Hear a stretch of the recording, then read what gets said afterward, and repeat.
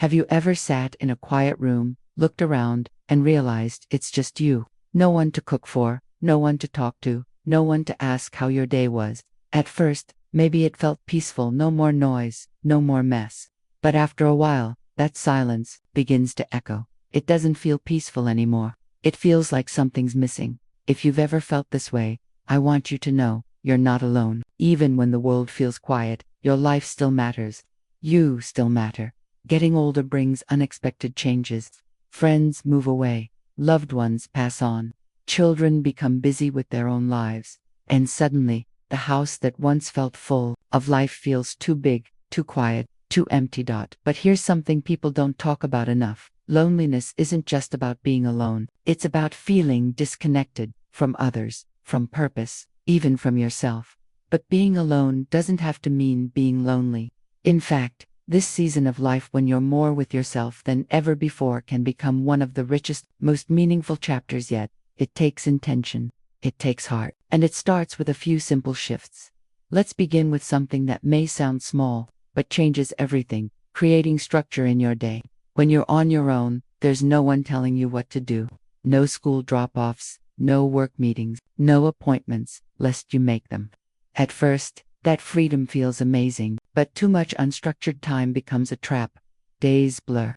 Motivation fades. You lose track of the last time you cooked a proper meal or went outside. Give yourself a rhythm. It doesn't have to be strict, just enough to give your day a sense of shape. Wake up at the same time each morning. Make your bed. Have a morning ritual event, if it's just tea by the window or a short walk in the yard. Plan something, however small, for each part of your day. That little bit of structure adds meaning to your hours, and meaning is what lifts you when life feels quiet. Now, look around your home.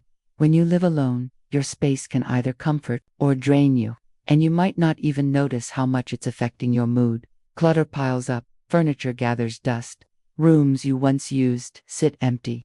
It's easy to stop caring, but your home reflects how you feel about yourself. So make it a place that supports you. Clean one corner at a time. Let in natural light. Add colors that bring you joy. Frame a photo that makes you smile. Play music that stirs your spirit. You don't have to do it all at once. One small change each day is enough to reclaim your space, because when your surroundings feel warm and alive, you will too. Let's talk about movement, not just exercise, but motion. When no one's watching, it's tempting to stay still.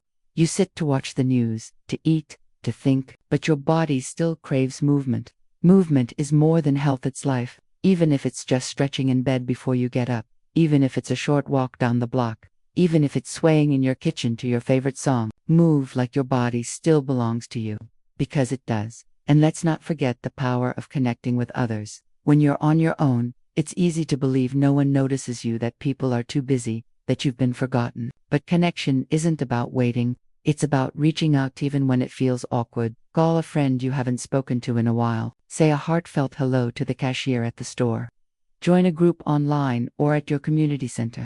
Write a letter, even if it just says, "I'm thinking of you." People want connection to someone, just has to go first. Let it be you. Your voice still matters. Your presence still matters. And there are people who would feel blessed to hear from you. If that feels overwhelming, start small. A smile, a greeting, an invitation to share tea. You're not too old to make new friends.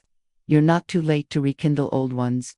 If no one has called you lately, maybe it's not because they don't care, but because they don't know how much it would mean to hear from you. Let them know. One of the hardest parts of being alone isn't the silence. It's feeling invisible, like the world has moved on and left you behind. But you're still here. You're still breathing. And as long as that's true, your story isn't over. One of the most healing things you can do is express yourself. When no one else is around to hear your thoughts, your own heart needs to. Write in a journal. Record your voice. Speak your stories aloud, even to an empty room. You've lived a life full of wisdom and laughter. Those memories deserve to be remembered. Write down one memory a day, not for anyone else, but for you. And maybe, someday, someone will read it and feel less alone because of your words. Your voice matters. Have you spoken kindly to yourself lately? We all carry an inner voice. Too often, when we're alone, that voice becomes critical. Out mistakes, regrets, absences. But you can change that voice. It starts with noticing. When you think, I'm useless, gently say, instead, I'm still here. I still matter. Today, I'll do something just for me. Your mind listens, your heart responds. Self-kindness isn't fluff, it's fuel. It gives you strength to rise, even when days feel heavy. Another way to invite joy is by caring for something. A plant, a pet, a garden, a neighbor. Caring brings meaning into the quiet. Watching a flower bloom because you tended it. Hearing a cat purr because you showed up. These moments remind you that you are still connected to life. That you are still needed even when no one says it aloud. And don't forget creativity. When we're alone, our minds often spiral through old worries. One of the best ways to break that cycle is to make something: paint, bake, knit, write, sing, create with your hands, with your spirit. It doesn't have to be perfect. It just has to be yours. Creativity heals. It gives your emotions somewhere to go. And when you look at what you've made, you'll remember there's still beauty in you, still magic, still life. We often forget to laugh when we're alone. We tell ourselves there's nothing funny about solitude, but laughter softens everything. It lightens the load, even for just a moment. Watch a silly movie, call a friend who makes you smile. You deserve to laugh. You've earned joy. That being alone doesn't mean you've been left behind. Sometimes, it's an invitation to come home to yourself, to rediscover your own rhythm. But it also means learning how to comfort yourself in sorrow. Grief will come, a song, a smell, a photo, and suddenly the pain is fresh. That person is gone, that chapter closed, and you're still here. And it hurts. Feel it. Let it wash over you.